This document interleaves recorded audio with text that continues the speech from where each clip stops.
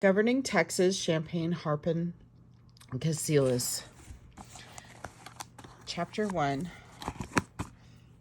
The Political, Culture, People, and Economy of Texas. Why Texas Government Matters. The history of government in the 20th and early 21st centuries is one of an expanding and centralizing nation, international conflicts, economic crisis, and movements for social and economic equality have tended to increase the power of the national government.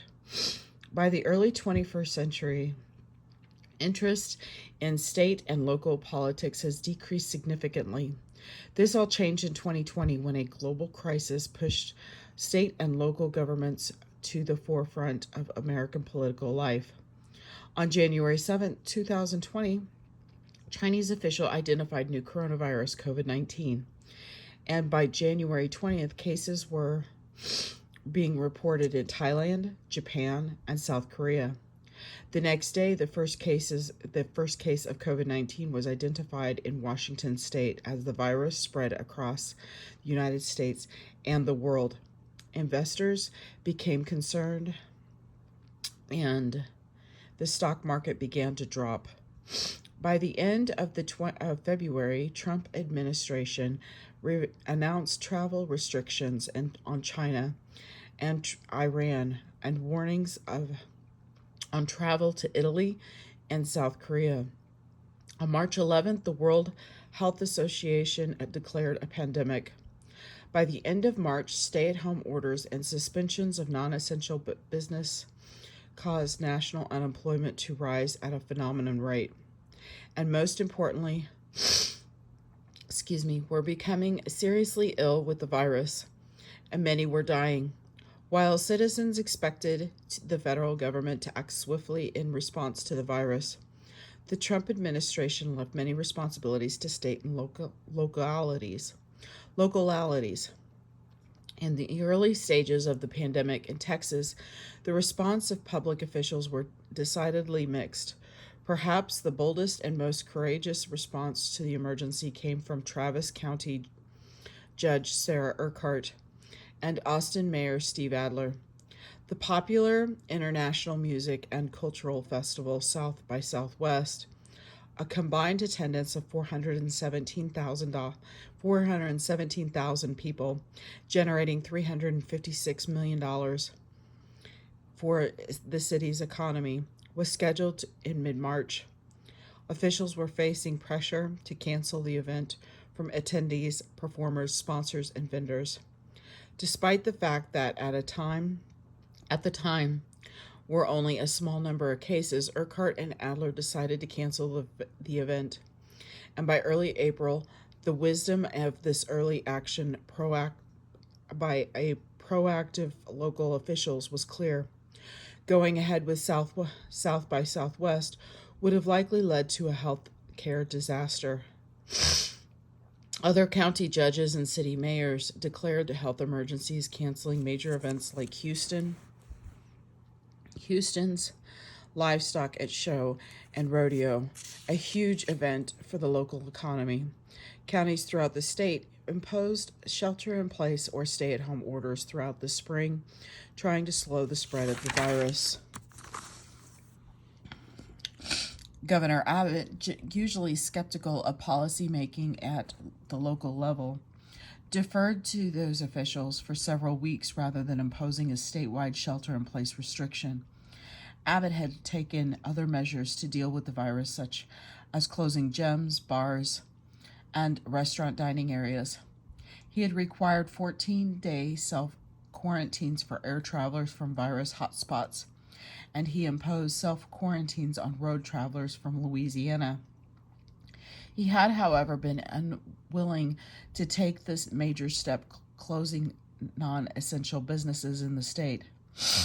Abbott argued that many parts of the state had not been affected by the virus, but it also seems that Abbott did not want to be the person responsible for harming business interests unless absolutely necessary.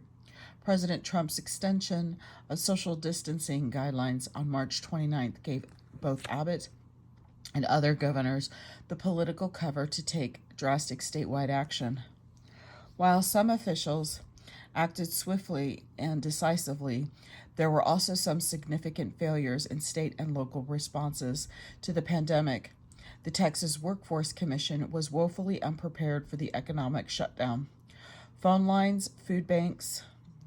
Phone lines were jammed with applicants seeking to apply unemployment compensation. Local jobs, public schools. Local food banks began running low on food to distribute to people who had lost their jobs. Public schools and local libraries were closed throughout the state. I'm so sorry. Good morning. Many low-income students lost access to free lunches and the internet. Throughout the early spring, fear grew that if the spread of the coronavirus was not stopped, the entire public health care system might be overwhelmed. State and local governments in Texas and across the nation emerged at the center of the coronavirus crisis, sometimes as a source of innovation and leadership, sometimes as an example of ineptitude and failure. The life and livelihood of every Texan were literally in the hands of these local officials. Texas political culture has traditionally stressed limited government, free markets, and personal responsibility in the making of public policy. In light of the coronavirus pandemic, state leaders may have to rethink their assumptions about how to govern a large dynamic state like Texas, especially in times of crisis. Whether or not politics in Texas change after the coronavirus pandemic, one thing is clear: Texas government matters, perhaps now more than ever. Here are the chapter goals. Excuse me, guys. Texas political culture. Describe the defining characteristics of the political culture in Texas. Here is the vocabulary word, should you wish to write this for notes.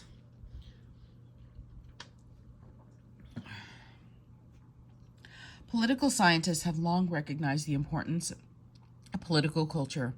That is, the broadly shared values, beliefs, and attitudes about how the government should function and politics should operate. American political culture is traditionally viewed as emphasizing the values of liberty, equality, and democracy. These terms have meant a variety of things to say to Americans in different times and places. States often exhibit a distinctive political culture that is the product of their entire history. Presumably, the political culture of state has an effective effect on how people participate in politics and how individuals and institutions interact. Often, Texas is categorized as having a traditionalistic, individualistic political culture, in which difference is shown to political elites by the masses, and hard work and self-interest are valued as the core virtues in the economic life of the state. Taxes are kept low and social services are minimized. Political elites such as business leaders have a major voice in how the state is run.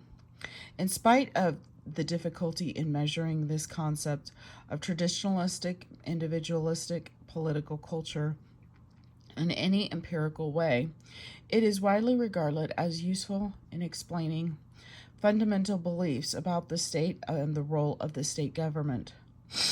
The political culture of Texas can change over time, and it is difficult to classify the political culture of a state as large, as diverse as Texas in any category. The liberal cultural norms of urban areas such as Houston, Dallas, and Austin often stand in sharp contrast to those found in the conservative suburban places outside of the city and exurban places beyond the suburbs, areas of these cities. These two differ from the political cultures found in South Texas along the border or in the rural panhandle of West Texas. In fact, Texas has many different political cultures and subcultures. This chapter will investigate the economic, social, and demographic changes that transformed Texas political culture during the 20th century and have continued to shape it in the second decade of the 21st century. To understand the complexity of political culture in Texas today, it is useful to consider three long-lasting patterns in Texas politics and the changes that they are undergoing. The one-party state, the idea of provincialism and business dominance. One-party dominance. For over 100 years, Texas was dominated by the Democratic Party. Winning the Democratic primary was tantamount to winning the general election. The pattern was broken in 1978 when Republican William Clements first won the governorship, to the surprise of many, and again in 1986 when he won his second term. During the 1990s, substantial competition also emerged between the parties for control of the state legislature. Following redistricting in 2002, the Republicans secured a 7-vote majority in the state Senate and a 24-vote majority in the state House. They continued to expand these majorities for the next 15 years between 2002 and 2020. All major statewide elected offices were controlled by Republicans. One court of criminal appeals justice switched to the Democratic Party in December 2013 after being elected as a Republican, but was defeated in the November 2016 general elections. Few observers doubt that the Republicans and conservative values will continue to dominate state politics in the near future. But changes are in the wind. A powerful Republican Party controls most suburban, exurban, and rural areas and has grown increasingly conservative and divided. Moderate pro-business Republicans have begun to clash with a strident group of cultural conservatives championing such issues as traditional marriage, border security, and school choice. The Democratic Party that controls Texas has become a party of liberal whites and people of color seeking to promote a progressive agenda emphasizing pro-choice, LGBTQ rights, and public education. Democrats see in the expanding young Latino population a route back into political prominence. It may be difficult to predict the full impact of these changes on the traditionalistic, individualistic political culture in Texas, but impact they will. Provincialism. Let me go ahead and that way you can see this. This is the vocabulary word. A second pattern that once defined Texas political culture is provincialism, a narrow view of the world that is associated with rural values and belief in limited government. The result often was intolerance of diversity and a concept of the public interest that dismissed social services and expenditures for education. Some of the more popular politicians in Texas in the past have espoused such attitudes, along with rural rejection of the cosmopolitanism found in large urban areas. Racism and intolerance of other cultures played important roles in defining provincialism in the traditional Texas political culture.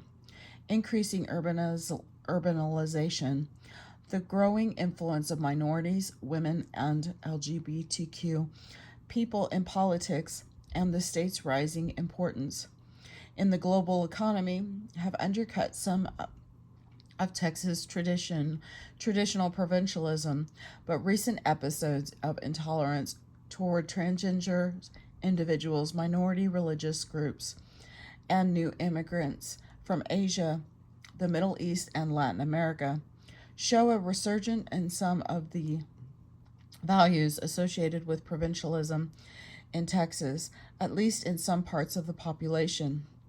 Business dominance. A third pattern that defined Texas political culture is at its long-time dominance by businesses.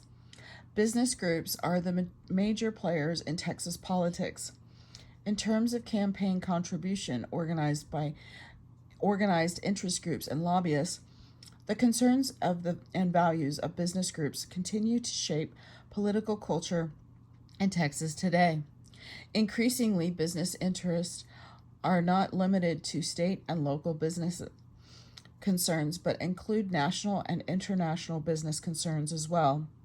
National and international corporations are often more cosmopolitan in their orientation than traditional Texas business interests, having to be concerned with workers and customers living outside Texas. Business influence is being challenged by a powerful social conservative wing in the Republican Party that is less concerned with business interest than expanding gun owner rights and curtailing abortion, immigration, and LGBTQ rights. Here is the picture, and then here's the caption. Here's the vocabulary word for the next section.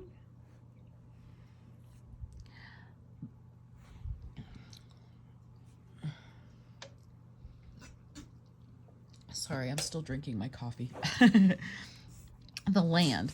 Explain how Texas geography has influenced its political culture. Much of Texas history, and political life has been shaped by its land. When Texas became a republic in 1836, it claimed 216,000 acres, approximately 350,000 square miles of unappropriated land, and as its own. At its founding, Texas was land-rich but money poor, having only $55.68 in its treasury.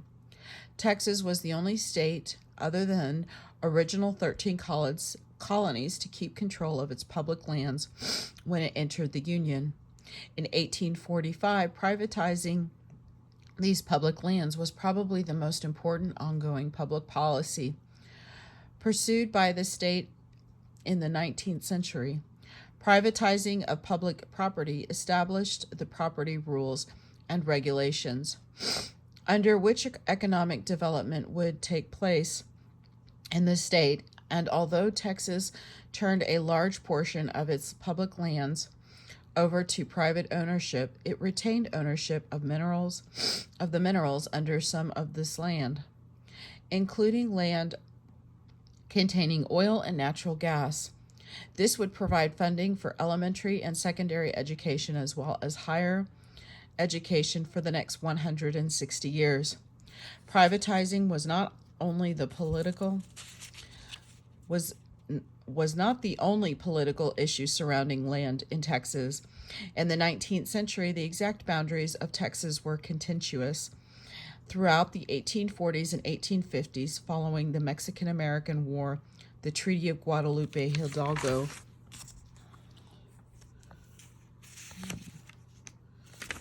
I'll go back to that. In 1848, established the Rio Grande as the southern border of the state after Texas threatened to use military force to reassert its land claims in the West. The Compromise of 1850 established Texas' current western borders. In exchange for $10 million in federal bonds, Texas gave up claims to the 67 million acres of land in what are now New Mexico, Wyoming, Colorado, Kansas, and Oklahoma. The Compromise of 1850 enabled Texas to pay off the public debts incurred during the Republic and to retain 98 million acres in public lands. Today, Texas is the second largest state next to Alaska, and its size is perhaps the most distinctive characteristics of its geography. To understand the dynamics of political life and governance in Texas demands an appreciation of the vast spaces of topography that define the state. The longest straight line distance across the state from north to south is 801 miles. The longest east-west distance is 773 miles. To put this into perspective, the north-south distance between New York City and Charleston, South Carolina, is 763 miles, cutting across 7 different states. The east-west distance between New York and Chicago is 821 miles, cutting across the 6 different states. Distances alone, though, do not tell the whole story of the state's diverse geography.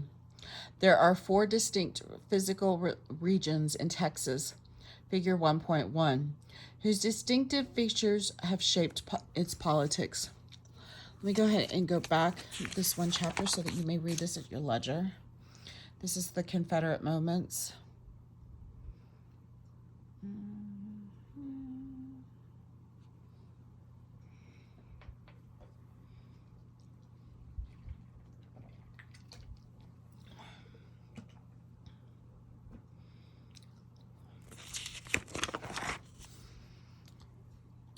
The Gulf Coastal Plains. The Gulf Coastal Plains extend from Louisiana border and the Gulf of Mexico along the Rio Grande up to the Del Rio, and northward to the line of the Balconies, fault and escarpment. As one moves westward, the climate becomes increasingly dry. Forests become less frequent as post oak trees dominate the landscape until they too are replaced by the prairies and brushlands of central Texas. The eastern portion of the Gulf Coastal Plains, so-called East Texas, is hilly and covered by forests, of pine and hardwoods. Almost all of Texas timber production takes place here, which is also the home of some of the state's most famous oil fields. To the west is the Blackland Belt. Rolling prairie soil made the Blackland Belt a prime farming area, especially for cotton, during the late 19th and early 20th centuries. Today, it is the most densely populated area of the state and has diversified economy. The coastal prairies around Houston and Beaumont were the center of the state's post-World War industrial boom, particularly in the petrochemical industry.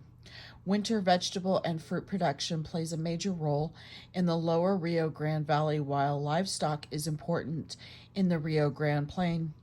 Texas political life grew out of the coastal plains. The land grants offered to Americans willing to come to Texas in the first half of the 19th century were in this region, which was the birthplace of plantation slavery, and after the Civil War and reconstruction of Jim Crow segregation in the state. East Texas also saw the first oil booms in Texas in the early decades of the 20th century. The Dallas-Fort Worth area in the northwestern part of this region was once bastion of small Republican Party. A union movement grew out of the industrialization areas along the coast, providing support to a liberal wing of the Democratic Party. For the most part, though, the Gulf Coastal Plains were dominated by rural conservative values, whether in the Democratic Party from the end of Reconstruction in 1876 to the early 1990s, or the Republican Party from the 1990s to today. Urbanization and suburbanization in Houston and Dallas have added new dimensions to the political life of this region. In the 21st century, urban areas have become increasingly Democratic, while suburban areas have become more Republican. Here's the physical regions of Texas so that you can kind of see that. The interior lowlands. The interior lowlands are an extension of lowlands that run south from Canada through the Midwest. Extending west from Fort Worth, the interior lowlands have predominantly agriculturally economy and rural population. In the western portion, which rises from 750 to 2,000 feet in elevation, the West Texas rolling plains contain much level, cultivatable land, along with a large cattle raising industry. Many of the state's largest ranches are located here. Like other rural areas of Texas today, this region is dominated by conservative politics and the Republican Party. The Great Plains. The Great Plains define that the terrain in much of western Texas. The major city on the northern plains is Amarillo. Ranching and petroleum production dominate the economy. Further to the south, the economy centers on agriculture and cotton productions. With Lubbock as the major city, large-scale irrigation from underwater reservoirs, particularly the Ogallala Aquifer, has played a major role in the economic development of this region. The aquifer is being pumped out faster than it's being replenished. However, raising questions about the viability of basing future growth on current irrigation practices, will return to a discussion of the problem of the aquifer depletion in Chapter 14. As in East Texas and the interior lowlands, conservative political values have a home in the Great Plains. Although politicians from this area played a major role in Texas government over the last 100 years, their power has been ebbing in the face of expanding population of urban areas elsewhere. Boy, that's a tongueful, sorry. The Basin and Range Province. In the Basin Range Province, one finds Texas mountains and the Guadalupe Range along the border with New Mexico, including Guadalupe Peak in El Capitan. To the southeast is Big Bend Country, so named because the Rio Grande surrounds it on three sides as the river makes its southward swing. Rainfall and population are sparse in this region. The area along the Mexican border, running from the Basin and Range Province through the southern Great Plains and Gulf Coastal Plains to the lower Rio Grande Valley and the Gulf of Mexico, has always had a distinctive political culture dominated by the economic and demographic connections between Texas and Mexico. The population in this region is overwhelmingly Latino. In the 21st century, the border region, including the cities of El Paso, McAllen, and Brownsville, has remained a Democratic Party stronghold. Economic change in Texas. Trace the evolution of Texas economy. Over the last 150 years, three great waves of technological change defined and redefined this state's economy. The first centered on the production of cotton and cattle and their distribution by an extensive railroad system. The second grew out of the oil industry. The third and most recent is tied to the development of high-tech digital economy. Cotton. Cotton is one of the oldest crops grown in Texas. Missions in San Antonio in the high 18th century are reported to have produced several thousand pounds of cotton annually, which were spun and woven by local artisans. Large-scale cultivation began in 1821.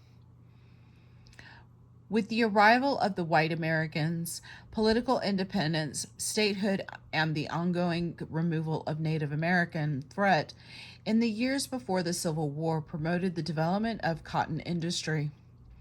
By the mid-19th century, production soared under the expanding institution of slavery, placing Texas eighth among the cotton-producing states in the Union. By 1880, Texas led all states in the production of cotton in most years.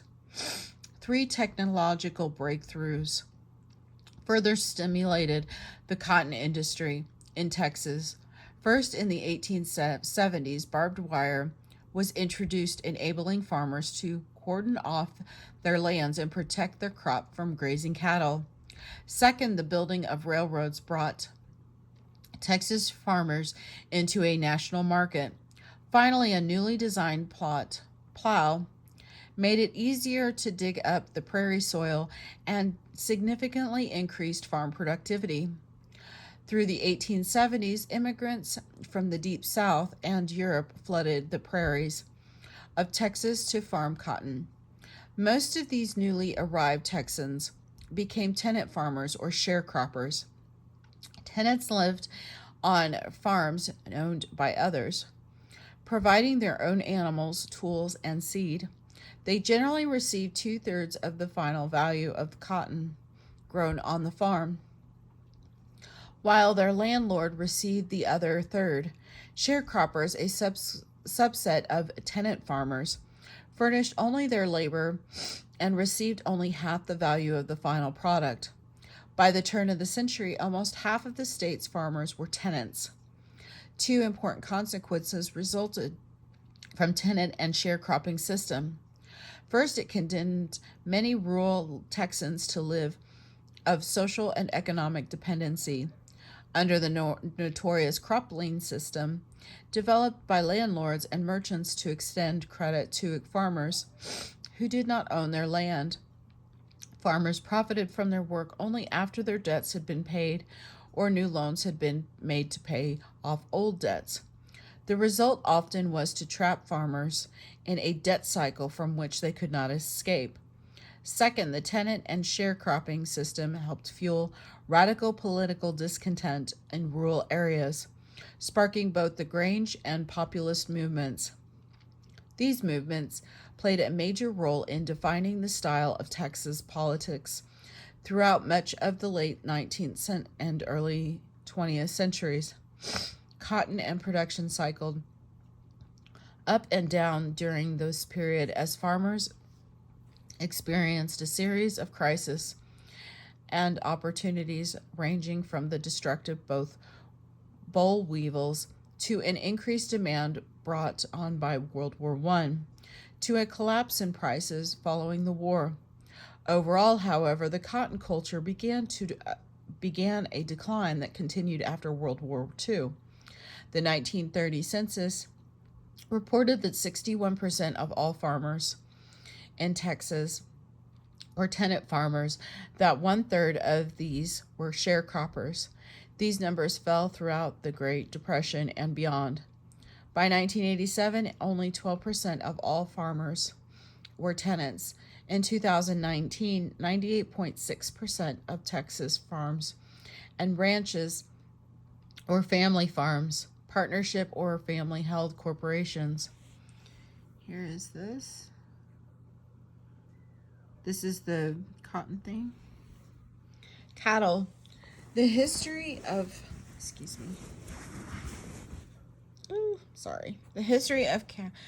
The history of ranching and the cattle industry parallels that of cotton. Their origins extend back to the late 17th century when the Spanish colonial authorities brought livestock to the region to feed their missionaries, soldiers, and civilians. Here's the picture of this. During the periods of the Mexican rule and independence, ranching offered immigrants an attractive alternative to farming. In the 1830s, traffic in cattle was limited to local areas, but over the next 2 decades, cattle drives and railroads began opening new markets in the East. Following the Civil War, the cattle industry took off, expanding throughout the state. As with cotton, the invention of barbed wire helped, closing off ranch lands used for grazing. By the end of the century, open range had given way to fenced pasturing. As a result, conflicts over land often broke out between large and small ranchers, as well as between ranchers and farmers. As cattle raising became a more specialized and efficient business, conflicts also arose between ranchers and their employees. Even into the first 2 decades of the 21st century, ranching remained a cyclical industry, struggling when national and international prices collapsed and thriving during upturns in the economy. Ranching and cotton production remained important industries in the state, although increasingly dominated by big agribusiness companies. Today, Texas normally leads the nation in both livestock and cotton production. About 37.5% of the cotton produced in the United States comes from Texas. In 2018, the cotton crop was over 6.8 million bales, valued at over 2.4 billion, most of which was exported to China, Turkey, and Mexico. Production has fluctuated over the last decade because of the severe drought and that plagued parts of the state. Today, however, neither cotton production nor ranching drives the Texas economy. The number of people making a living from agriculture has dropped significantly over the last 50 years, as agribusinesses has pushed out the family farm and ranch. In 1940, 23% of the population lived on farms and ranches. Another 17% were suppliers to farms and ranches or helped assemble processes or distribute agricultural products. Currently, less than 2% of the population lives on farms and ranches, with an additional 15% providing support, processing, or distribution services to agriculture.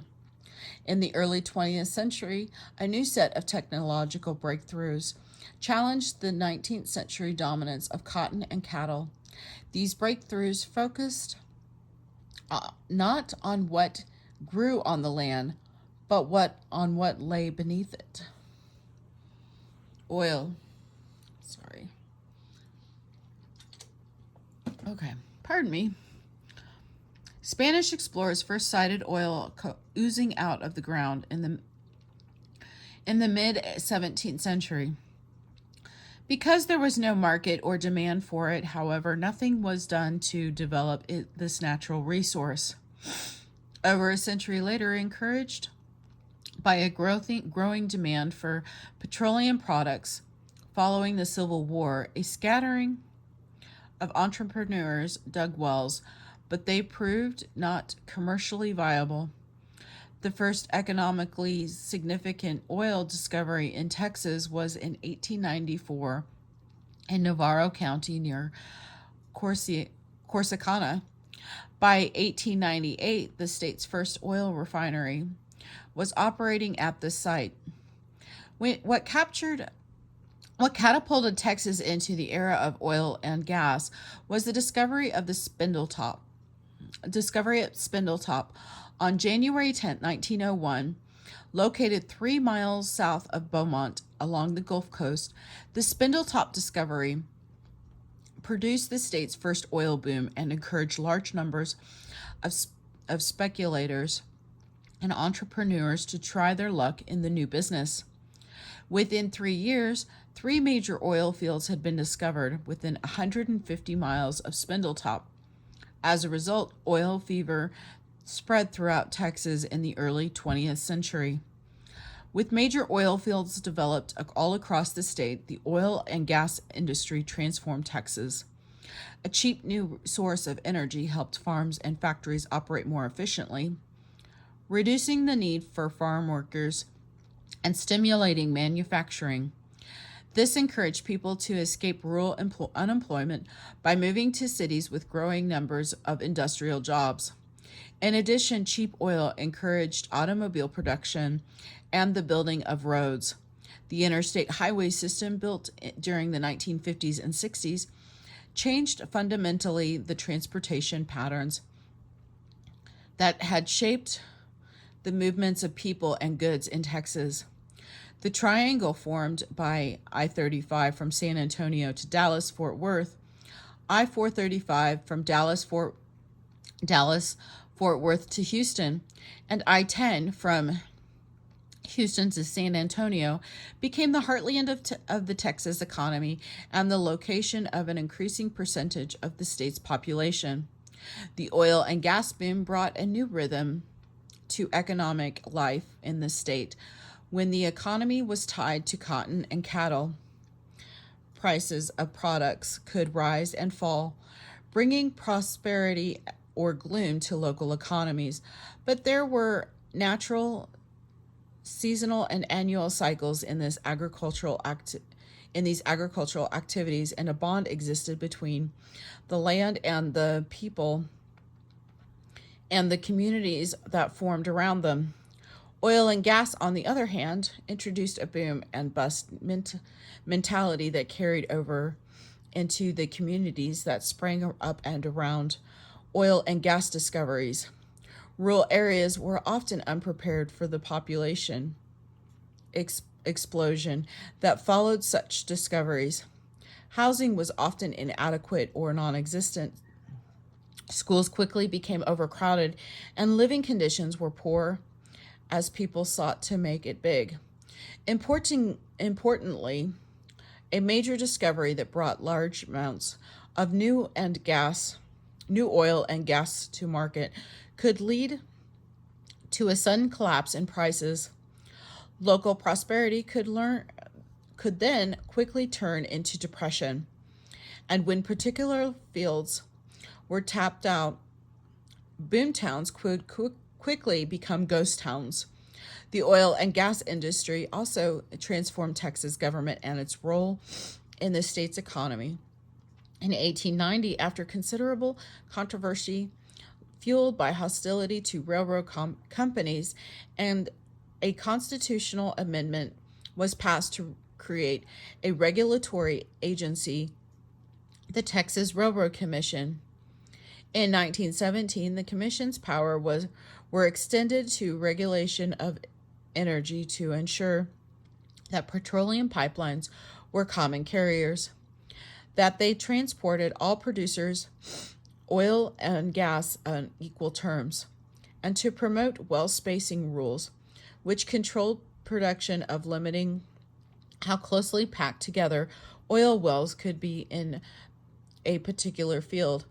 In the 1930s, in an attempt to limit price fluctuations brought on by the glut of oil on world markets and to avoid wasteful production, the Commission won the authority to determine how much every well in Texas was allowed to produce. Through the late 1960s, the Texas Railroad Commission was one of the most important, as well as one of the few democratically elected regulatory bodies in the nation.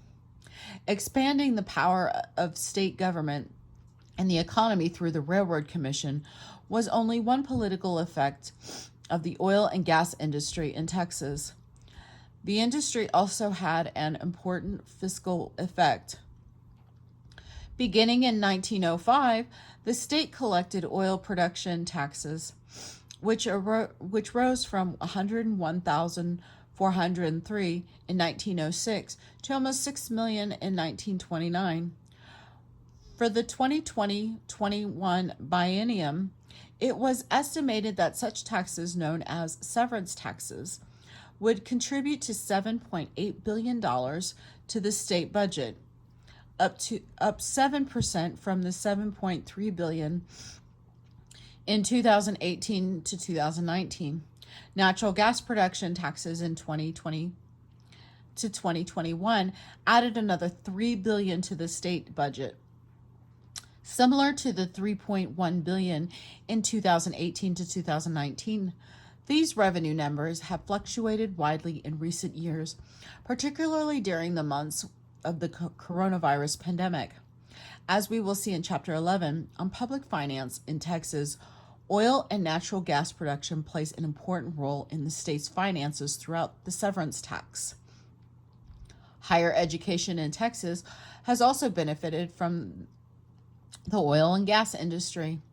What many thought was worthless land at the time had been set aside by the state constitution of 1876 and the state legislature in 1883 as the permanent university fund to support higher education. As luck would have it, oil was discovered in the West Texas Permian Basin in 1923 on university land. Soon 17 wells were producing oil there, sparking a building boom at the University of Texas.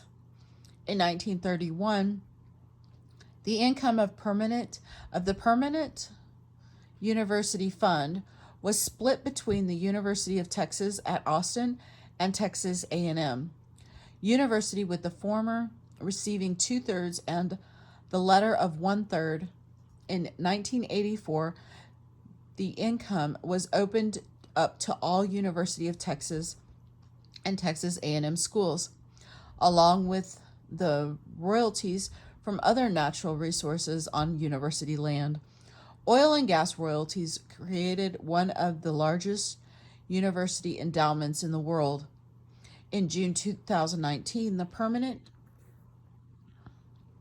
University Fund held title to 2.1 million acres in 24 counties, primarily in West Texas, and the market value of the fund was calculated to be $22.6 billion. Excuse me. At the end of the 20th century, the oil and natural gas industry was no longer as important to the state's economy as it once had been. Production of oil had fallen below 400,000 barrels in 2008. Despite high world prices for oil, see figure 1.2, beginning in 2008, new technologies such as horizontal drilling and fracking led to a new boom era of oil and gas production in Texas.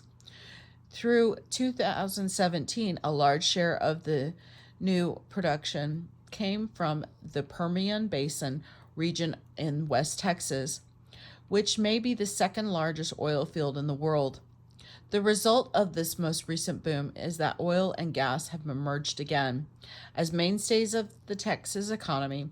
Although it is an economy that is far more diversified than any earlier era, with the boom came greater resources for the state's budget.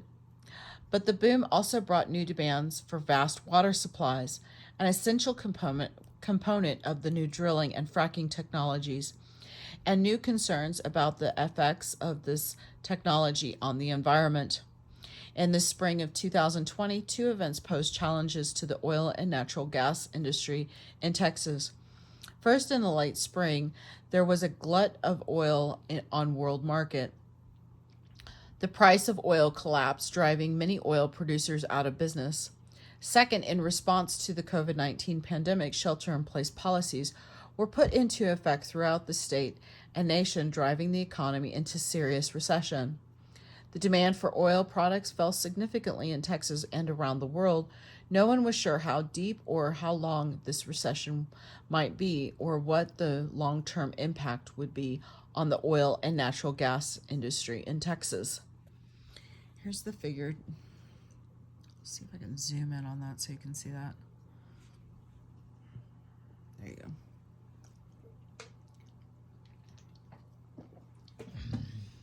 High-tech industry. By the last decade of the 20th century, new industries and technologies assuming significant roles in the state economies. The 1990s were a period of rapid growth in the Texas economy. At the heart of this was a fast-growing manufacturing sector tied to high-tech in the 1990s. Texas went from 7th in the nation in total manufacturing employment to 2nd. In 2018, 13% of the total output in the state came from the manufacturing, and 7% of the workforce was employed in manufacturing. The Austin-San Marcos area, as the home of the computer giant Dell, and has become a production center for computer chips, personal computers, and related computer hardware with such companies as Google, Facebook, Flex, Apple, Oracle, and IBM. Seven of the area's largest employers are part of the computer and semiconductor industry. The Dallas metropolitan area, particularly north of the city, is the home of a number of important electronic and electronic equipment companies, including Texas Instruments. Houston also has become known worldwide for its medical center and expanding research facilities in the medical field. Here's the North American NAFTA vocabulary word. NAFTA, USMCA, and the international economy. Texas' place in national and international markets has been shaped by its central location within the United States, its border with Mexico, and its sophisticated transportation infrastructure since the signing of the North American Free Trade Agreement, NAFTA, by the United States, Mexico, and Canada. International trade has grown in importance to the Texas economy. The following statistics from 2019 put the importance of Texas international trade, particularly with Mexico and Canada, into perspective. Texas exports totaled $330.5 billion, up from $207 billion in 2012. Texas exports were 20.1% of all U.S. exports. The North American market, Mexico and Canada, was the destination for 41.5% of these exports. Mexico was the top importer of Texas exports at almost $108.6 billion in 2019, up from almost $73 billion in 2012. Canada's imports from Texas totaled $28.4 billion in 2013, up from $19 billion in 2010. The Trump administration concerns over undocumented workers in the United States and terrorism have added a new dimension to the debate over NAFTA and global trade in Texas.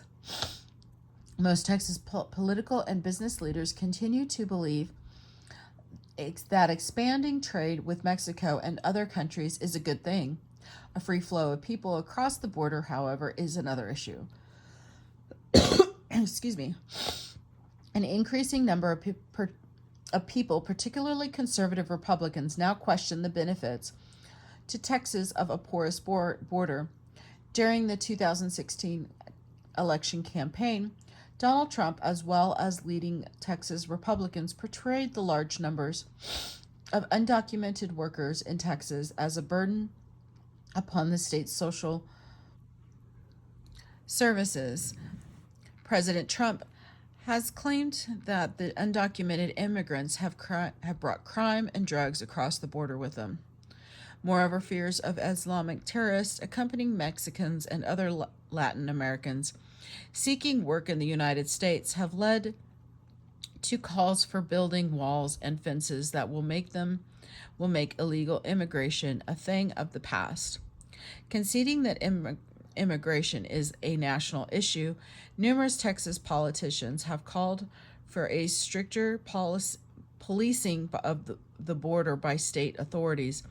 It is hard to imagine a new stricter border policy not having negative effects on the trade that has followed from NAFTA and expanding global trade.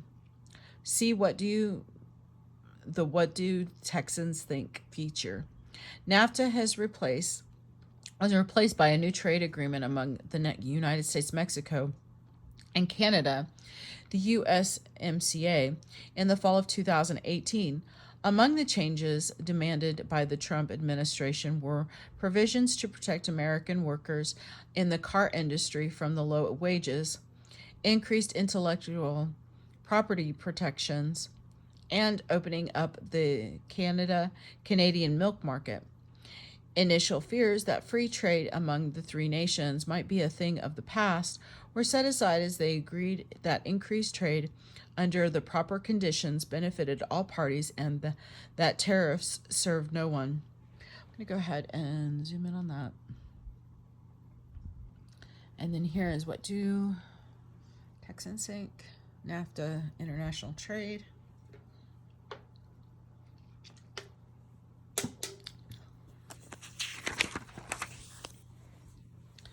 The military in Texas.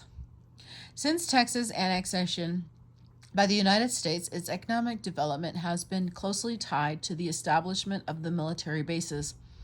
As population pressures pushed westward, a series of federal forts were built to protect Texans from Native Americans, who were perceived to be alien threats to the expanding Anglo-American culture. Seizing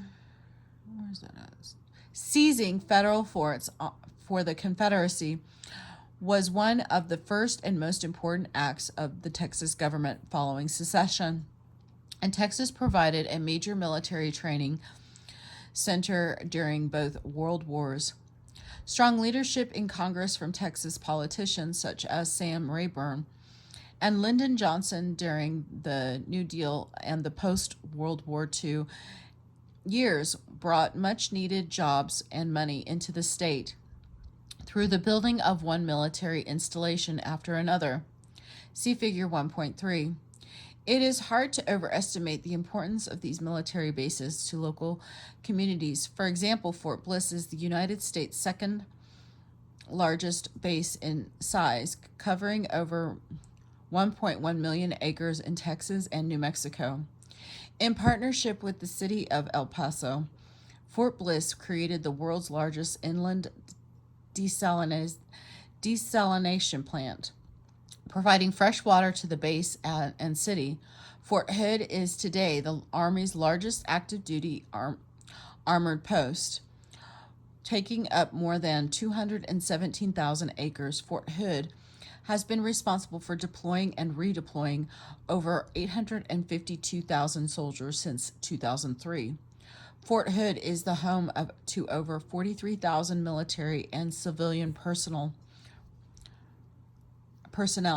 making it the largest single-site employer in the state.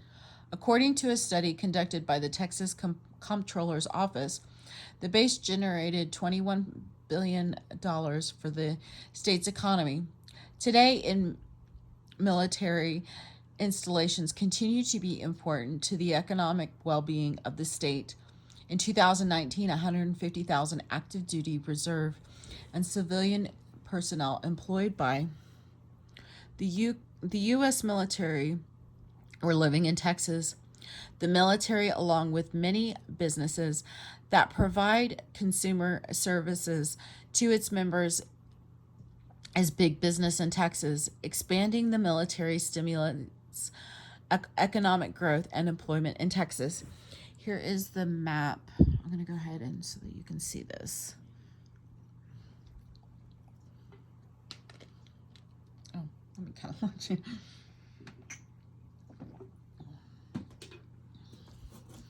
Who are Texans? Explain how the population of Texas has changed over time. The population of Texas has grown rapidly since 1850, when it stood a little more than 210,000 people, more than 1/4 of whom were enslaved African Americans. According to the 1900 U.S. Census, there were only 470 American Indians still residing in Texas, the others having been driven out during the Indian Wars. Today, Texas is the home to over 65,000 American Indians. Although there were 3 recognized reservations, most live in urban areas, including over 20,000 in Dallas, Fort Worth. Texas in 1850 was overwhelmingly rural state. Only 4% of population lived in urban areas. By 1900, The population had increased to more than 3 million, with 83% living in rural areas. The 1980s began as boom years for population growth, with increases running between 2.9% and 1.6% per year from 1980 through 1986. After a brief slowdown, a recovering economy spurred population growth, which surged in the 1990s and has continued to do so into the 21st century. Three factors account for the population growth in Texas: natural increase as a result of the difference between births and deaths, international immigration, particularly from Mexico, and domestic immigration from other states. The makeup of the growth in population shifted in significant ways in the late 20th and early 21st centuries. In 1991, almost two-thirds of population growth has accounted for by natural increase. A little more than 20% was a result of international immigration, while less than 14% resulted from domestic immigration. By 2017, natural increase accounted for only a little over half the growth, while international immigration accounted for about 17%, and domestic immigration for about 30%. In the early decades, in the early decades of the 21st century, Texas was being redefined not by native-born Texans, but by outsiders coming to benefit from the contribute to the state's diversified economy. In 2017, it was estimated that 400,000 new residents were added to the state, bringing the total population to 28.3 million people. The majority of this increase came from a natural increase.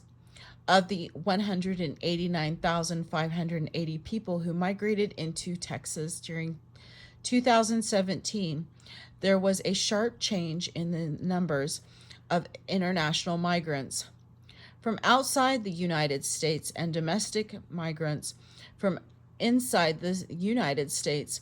In 2016, 91,839 came to Texas from abroad, while 125,703 came from other states. In 2017, the trend lines reversed. Really? Okay. 110,417 migrated from abroad, while 79,163 immigrated from other states. The immediate impact of this would mean that there would be more Latinos and fewer whites, making up the Texas population in coming years.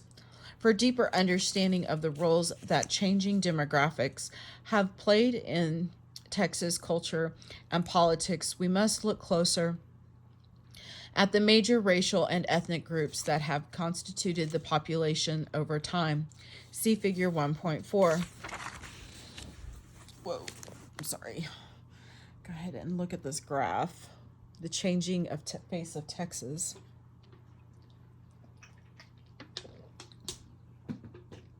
Here is the vocabulary term. Excuse me. Whites. For most of the 19th and 20th century, the largest ethnic group was non-Hispanic whites, also referred to as whites or Anglos. Whites comprise a wide range of European ethnic groups, including English, Germans, Scots, Irish, Czechs, and European Jews. The first wave of whites came to Texas before the break of Mexico, encouraged by impresarios such as Moses Austin and son of Stephen Austin, who were authorized by the Spanish and later the Mexican leaders to bring people to Texas. These newcomers sought inexpensive land, and they brought along a new set of individualistic attitudes and values about democratic government that paved the way for the Texas Revolution. Following the Revolution, a new surge of white immigrants came from the Deep South like their predecessors. They too sought cheap land, but they brought with them a new cultural baggage, slavery. By the time the American Civil War, this group had come to dominate the political culture of the state. Although most Texans farmers were not slave owners themselves, the vast majority supported the institution as well as secession from the Union. Defeat in the Civil War shattered temporarily the dominance of traditional white power structure in the state. By the end of Reconstruction, however, it had reasserted itself, establishing the three patterns that define Texas politics. For the next 100 years, the one-party's democratic state, provincialism, and business dominance. Whites continued to dominate and define Texas political culture throughout much of the 20th century. But by the end of that century, much had changed. As a percentage of the total, white population peaked at 74% in 1950. The percentage began to fall, reaching 41.5% in 2019, and will likely continue to fall. See figure 1.5. I'll go ahead and zoom in on that. Ooh, sorry.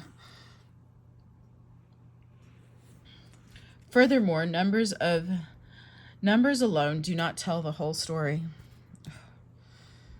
A new wave of white immigration into Texas over the past 40 years has redefined the political culture of white Texans. No longer can one assume that a white Texan lives on a farm, holds culturally conservative values, and is firmly tied to the Democratic Party. On the contrary, he or she may not have been born in Texas, and furthermore, may be an urbanite with progressive values or a suburbanite who votes Republican. Latinos. The use of Hispanic and Latinos can be confusing. The terms are often used interchangeably to refer to people of Spanish descent or people from Latin America. In asking about the ethnic identity and reporting the results of this U.S. Census, generally uses the term Hispanic in its databases, but we will generally use the term Latinos and Latina. Most Latinos and Latinas in Texas are of Mexican descent. Prior to the independence from Spain, this group included people born of Iberian Spanish parents, as well as the mestizos, people of mixed Spanish and Native American ancestry. In the early 19th century, approximately 5,000 people of Mexican descent were living in Texas. Although their number fluctuated considerably over the years, by 1850, it was estimated that 14,000 Texans were of Mexican origin. Over the next 75 years, Texas became, for many, a refuge from the political and economic instability that troubled Mexico from the late 1850s to the 1920s. Subsequently, despite periodic attempts to curtail the growth of the Mexican American population in Texas, it grew from an estimated 700,000 in 1930 to 1.4 million in 1960 and to 5.1 million in 2000. Immigration from other Latin American countries intensified as well. In 2019, there were approximately 11.5 Latinos and Latinas residing in Texas, who constituted over 19% of all Latinos in the United States. Until 1900, Latinos were concentrated in South Texas, constituting a majority along the border with Mexico and in certain border counties of West Texas.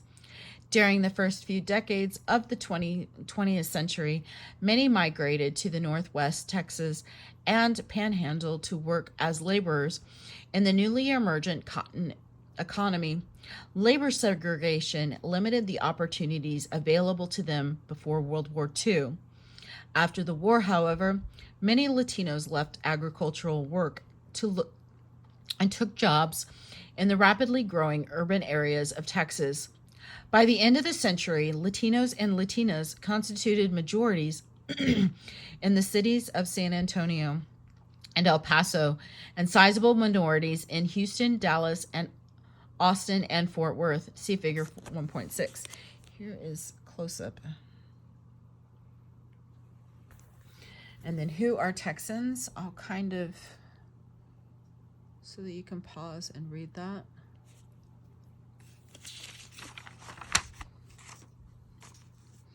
And then here are the pictures, and as well as the vocabulary word poll tax.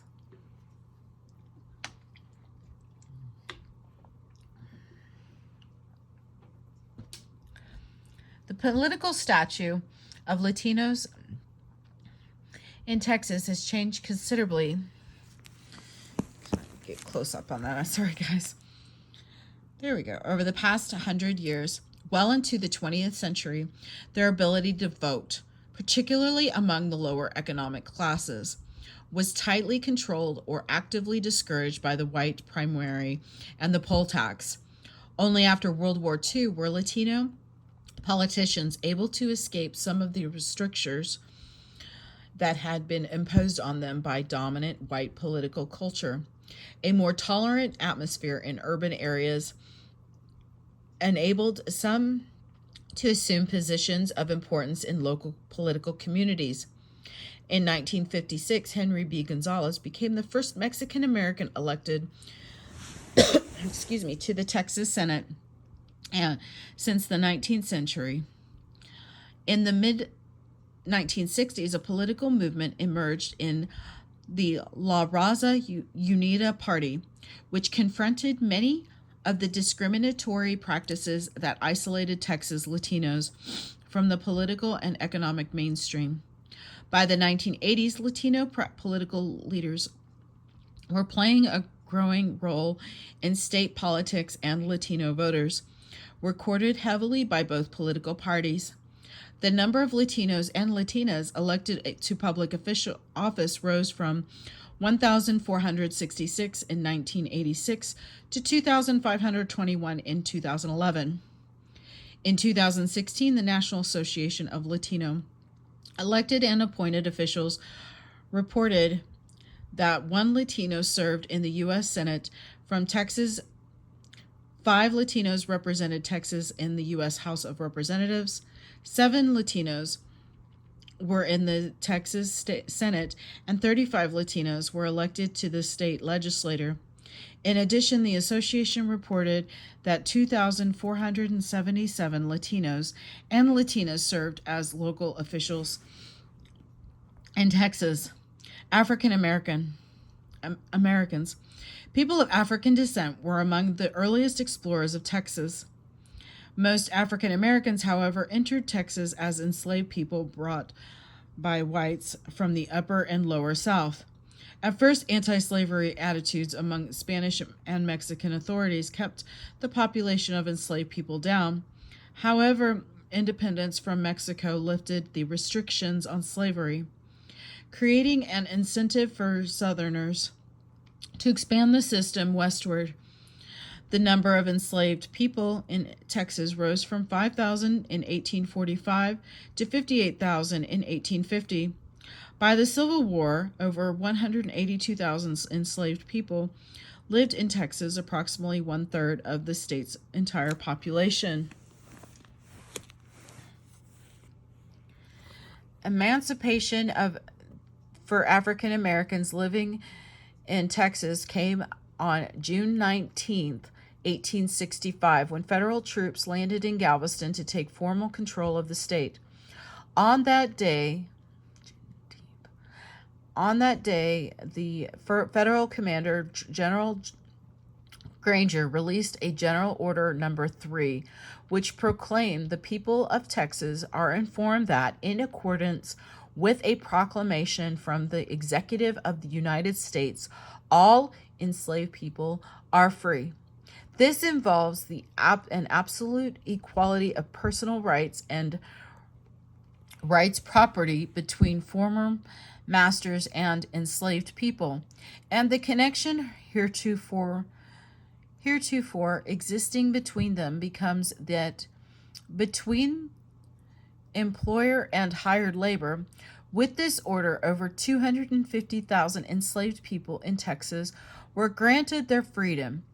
2.5 years later, after Lincoln's Emancipation Proclamation, and 6 months before the 13th Amendment to the U.S. Constitution were ratified by the states.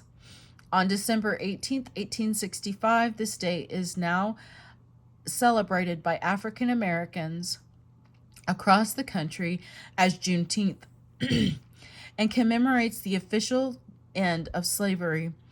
In the United States, however, emancipation did not bring anything approaching equality. Between 1865 and 1868, both the state legislature and various cities passed a series of so-called black codes that restricted the rights of formerly enslaved people.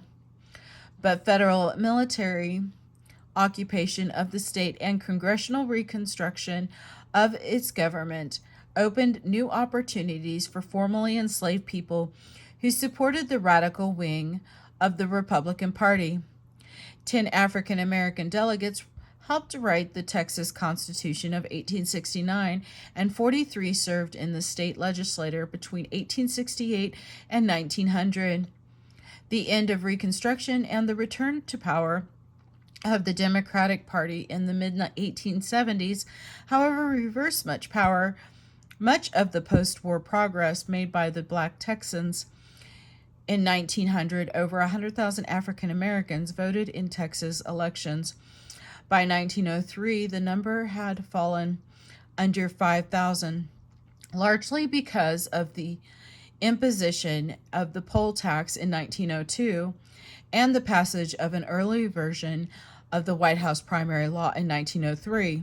In 1923, the legislature explicitly banned blacks from voting in the Democratic Party primary. Segregation of the races became a guiding principle of public policy, backed by the police power of the state and reinforced by lynching and race riots against African Americans between 1885 and 1942. 339 African Americans were lynched in Texas, and most lynchings taking place in the eastern portion of the state. For all intents and purposes, African Americans had become second-class citizens, disenfranchised by the political system and marginalized by the political culture. There we go.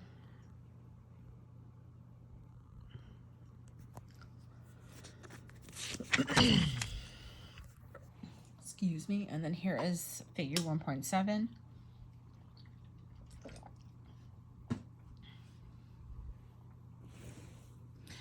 In the 1940s and 1950s, federal court decisions offered some hope of relief to African Americans living in Texas. The U.S. Supreme Court decision in Smith versus Allwright, 1944, outlawed the white primary. Sweat versus Painter in 1950 guaranteed African Americans admission to graduate and professional schools at state colleges and university.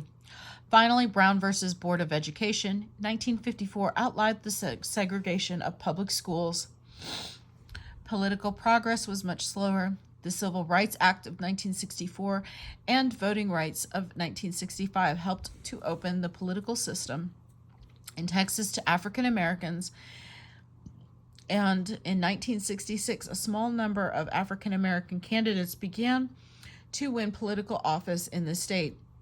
In 1972, Barbara Jordan became the first African American woman from Texas to be elected to the U.S. House of Representatives. The state's African American population remains concentrated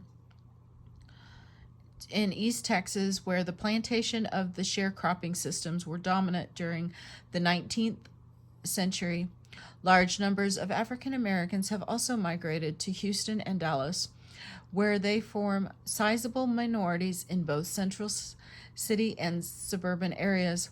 See Figure 1.7. African American political leaders have come to play major roles in these areas as members of Congress, the state legislature, and city councils, as well as mayors of Houston and Dallas beginning in the late 1990s.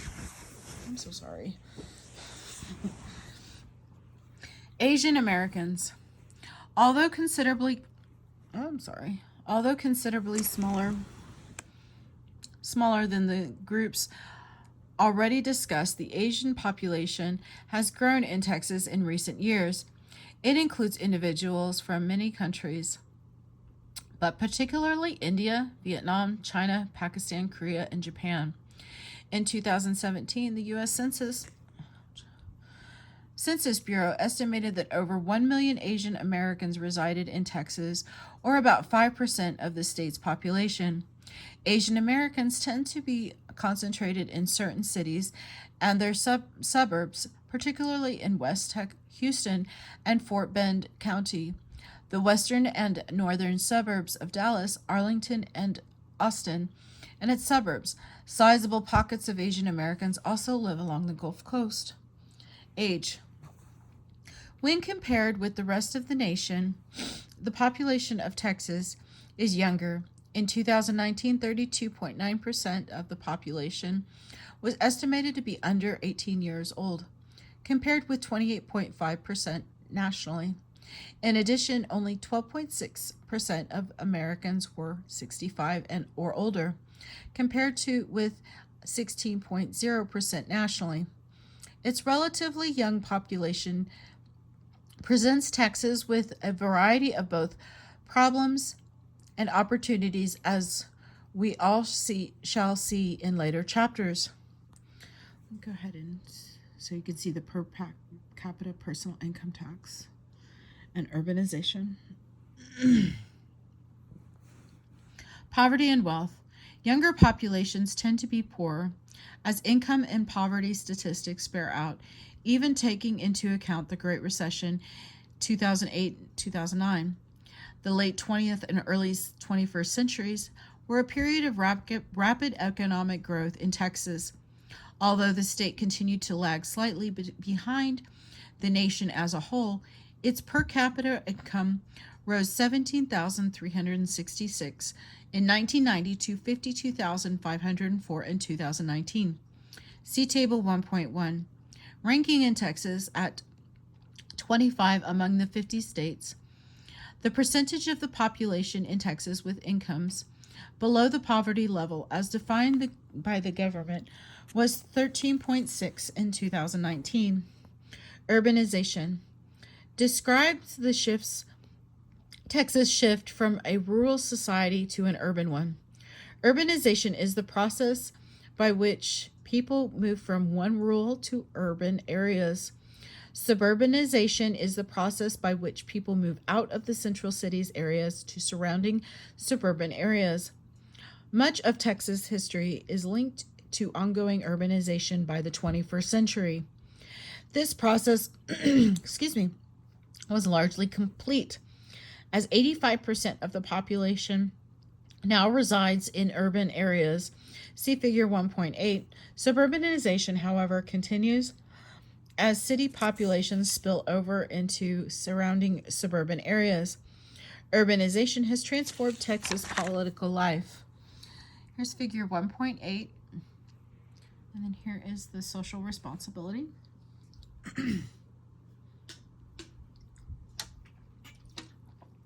Pardon me. Urban political life. Understanding the complexity of the government and politics in Texas today demands having some sense of how Texas major metropolitan areas compare with each other. See Table 1.2. We will look briefly at four of the most important. Houston. Houston, located in Harris County, is the largest city in Texas, with a population of 2.3 million, the fourth largest in the United States. Behind New York, Los Angeles, and Chicago, its metropolitan area encompasses 8 counties with an estimated population of 6.1 million. In 2011, Houston grew up by 7.5% during the first decade of the 21st century. In the late 19th century, Houston's economic well-being depended on cotton and commerce.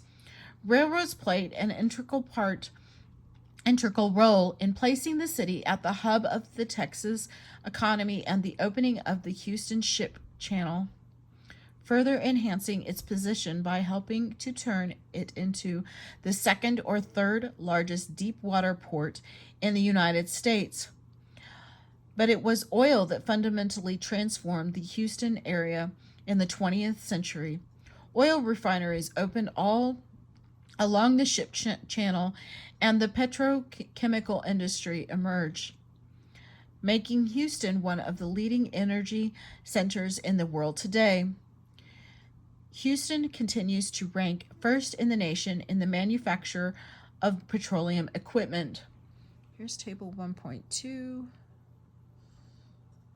Kind of look at that. The race and the breakdown. By the 1930s, Houston had become the largest city in Texas with a population of around 292,000 people. The population continued to expand in the next half century, assisted by a liberal state annexation policy that enabled the city to incorporate into itself many of the outlying suburban areas. Although the oil burst in the mid-1980s slowed the city's growth, that growth continued in the early 21st century. Dallas-Fort Worth Metroplex. The Metroplex is an economic region encompassing the cities of Dallas and Fort Worth, as well as a number of the suburban cities, including Arlington, population of 398,112 in 2018, Mesquite, 142,816, Garland, 242,507, Richardson, 120,981, Irving, 242,242, Plano, 288,061, McKinney, 191,645, Carrollton, 136,879, Grand Prairie, 194,614, Frisco, 188,170, and Denton, 138,541. The major counties in the area are Dallas, Tarrant, and Collin. The Metroplex is joined together by a number of interlocking highways running north, south, and east-west, and by major international airports strategically located in the national air system. Dallas was founded as a trading post in 1841, near where 2 railroads were to be built by the Republic. By the 1850s, it had become a retail center servicing surrounding rural areas with a population that reached 3,000 by 1870. The coming of Houston and Texas Central Railway in 1871 and the Texas and Pacific Railway in 1873 made Dallas the first rail crossroads in Texas and transformed forever its place in the state economy. Markets now beckoned east and north, encouraging entrepreneurs and merchants to set up shop as cotton became a major cash crop. The city's population more than tripled by 1880 to more than 10,000 people. By the turn of the 20th century, Dallas had grown to more than 42,000 people. Here is this.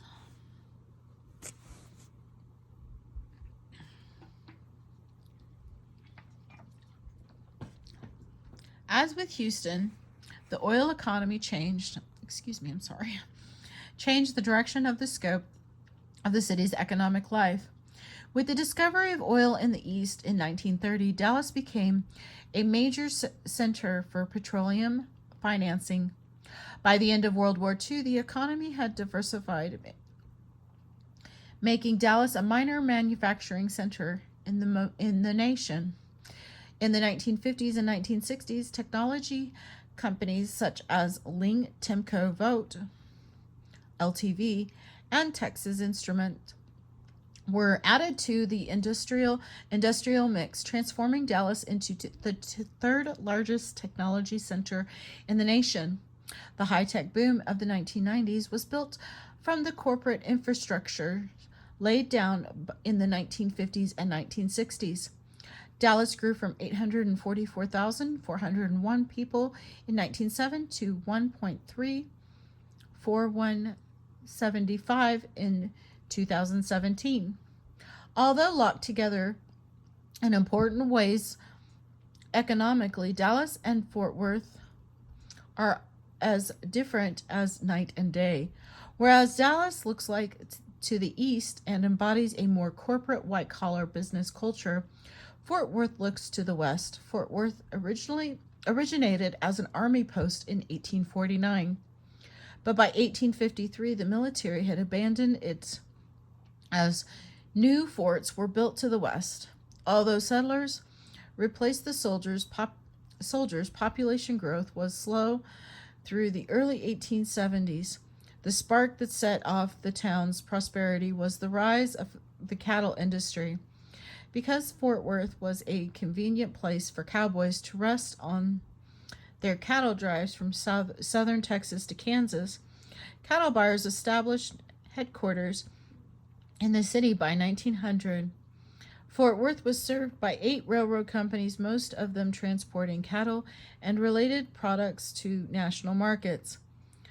The 2 world wars encouraged a further economic development in Fort Worth. Over 100,000 troops were trained at Camp Bowie during World War I and World War II, brought an important Air Force base along with it, the aviation industry. The Consolidated Vultee Aircraft Corporation, which was later bought by General Dynamics, became the largest manufacturer in the city.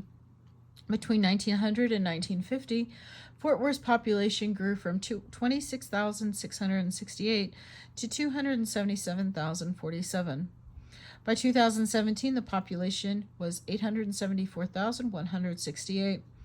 The overall metropolitan area of Dallas-Fort Worth included 6.54 million people in 2014. Here is the how do we compare?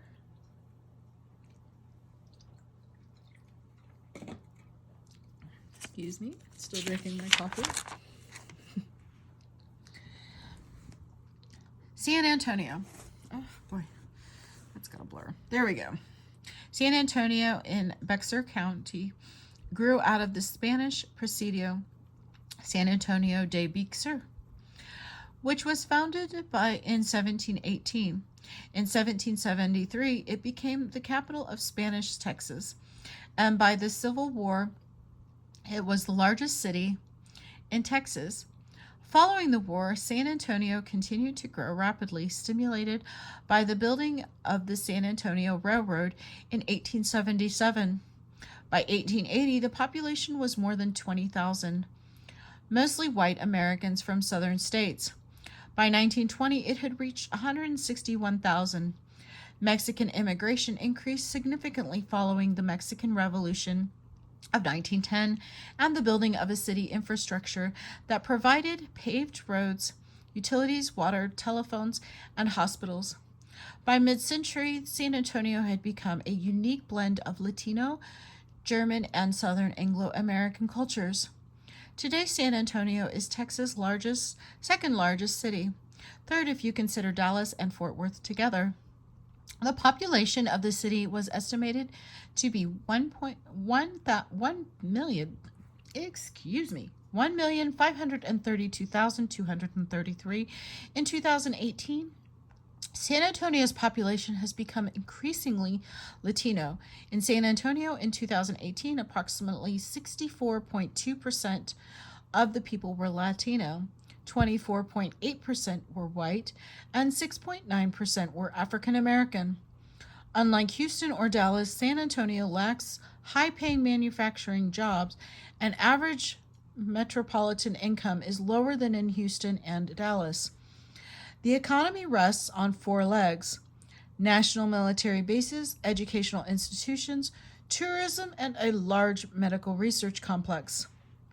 Austin. Located in central Texas in Travis County on the eastern ridge edge of the Hill Country, Austin had an estimated population of 964,254 in 2018. Per capita income was 40,391, 33% higher than the state average. Median household income was 67,462, 13% higher than the state amount. Almost half of the adults living in Austin had a bachelor's degree or higher. Along with the Round Rock and San Marcos, Austin is part of the 31st largest metropolitan area in the country and fourth largest in the state, behind Houston, Dallas, Fort Worth, and San Antonio. Austin's economy rests on three solid foundations. First, as the state capital, Austin is the hub of governmental business in the state. Although the legislature only meets for 140 days every 2 years, state agencies are a year-round activity, as are the lobbying activities of special interests. Second, Austin is the location of the University of Texas at Austin, the flagship institution of the University of Texas system, and home to more than 50,000 students and faculty. In 2013, was estimated that the school generated $8.8 billion in Texas business activity. Third, Austin has a thriving high-tech industry grown from seeds planted by governmental and university activity. Austin's computer and electronic businesses are the core of one of the most vibrant regional economies in the country. Through them, the city continues to attract people and businesses at a remarkable pace. Having settled its status as the governmental hub in the state in 1846, Austin began to gradually grow, reaching a population of 3,546 in 1860. The emergence of the Houston and Texas Central Railroad in 1871 linked Austin to the eastern part of the state and turned it into a trading center in central Texas. By 1880, the city's population had grown to 11,013. Compared with that of Dallas, Fort Worth, or Houston, Austin's economic base was narrow for the early decades of the 20th century. Except for the benefits gleaned from the university's endowment, Austin missed out on much of the economic development flowing from the rise of oil and gas production. The population of the city was 22,258 in 1900 and 132,459 in 1950. Austin's population began to surge in the second half of the 20th century, growing to 656,000 in 2000. Driving this increase was rapidly diversifying economy led by the high-tech sector. IBM located to Austin in 1969 and was soon followed by Texas Instruments and Motorola. Other high-tech firms followed in the 1980s, including Dell Computers and Cimatech. By the 1990s, there were estimated to be 4,000 high-technology businesses located in Austin. In 2017, Austin's 100 largest digital tech companies employed almost 60,000 people. Amazon and Facebook have increased their presence in the city with plans to expand. Here's this one. Political culture and the future of Texas. We began this chapter by highlighting the importance of of the coronavirus outbreak in Texas and the nation in early 2020. What began as a public health crisis soon morphed into an economic crisis of cataclysmic proportions as the shelter in place policies were implemented by local governments across the state to protect the further spread of the virus. Economic activity collapsed. Spot market oil prices, that is, the price of oils to be delivered within 2 days of sale, for West Texas crude fell below $0. Unemployment rates escalated rapidly, and tax revenues began to decline sharply. Partisan controversies broke out among state and local officials regarding how best to balance public health against getting the economy going again. The stakes were high, not just in public health or private wealth, but in determining which party might control the levers of power in the state for the coming decade. The public health crisis brought on by the coronavirus is likely short or medium-term problem that will be resolved when an effective virus is developed along with the treatments that can manage or even cure infections. Over the next few years, this public health problem could prove damaging to the state's economy, and popular frustration with the elected officials could grow if state and local governments are unable to alleviate the suffering brought on by the pandemic. But economic recovery will take place. The political future of Texas will be created not by the COVID-19, but by long-term demographic and economic changes in the state. Three great technological revolutions have in turn reshaped the economic life of the state over the last 150 years. Accompanying and fueling these economic transformations have been ongoing demographic changes which have redefined who the typical Texan is and where this person lives. No longer can it said that a typical Texan is simply an extension of white American culture, rooted in Southern tradition. No longer does this person reside in small town, living life close to the land, much as his or her ancestors did. I'm so sorry. Like the economy, the people of Texas have become diversified. Increasing numbers of Latinos from Mexico and farther south, and whites from other parts of the United States, as well as immigrants from Asia, have created a new melting pot of cultures and concerns throughout the state. Especially in the big metropolitan areas, the future of Texas will likely continue to be defined by economic and demographic change. For almost 40 years, a diversifying economy fueled by international trade and a rejuvenated oil and natural gas industry has integrated the state more closely into burgeoning world economy.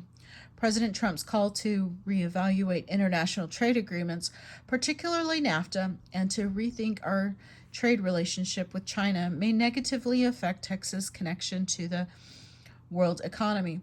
However, it is hard to imagine Texas in the 21st century without a thriving export-driven economy. Similarly, calls to build a wall to keep out undocumented workers may slow down the flow of Latinos into Texas, but it is hard to imagine Texas without a growing population fueled by loose immigration rules. Trump's initiatives aside, Latinos will come to play an increasingly important role in the economic and political life of the state as the Latino population ages and works its way through the educational system. Over the next 30 years, both political parties will have to adjust their expectation and ideologies to meet the demands of an electorate increasingly dominated by young Latino voters. This is the end of chapter 1. Thank you very much. I will continue chapter 2 briefly.